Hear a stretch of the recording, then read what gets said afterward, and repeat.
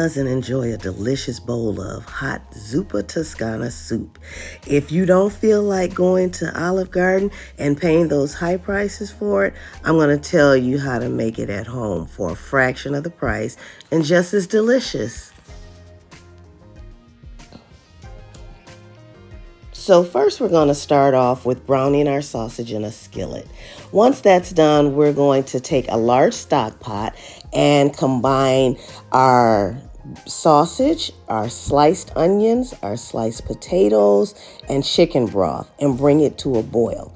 Then we're going to add the listed spices. When the potatoes are soft, you're going to add your cream and your spinach and stir it.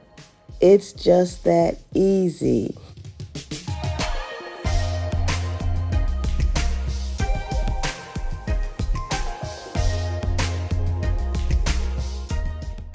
Once it's done, pour you a nice bowl full, top it with some Parmesan cheese, and enjoy.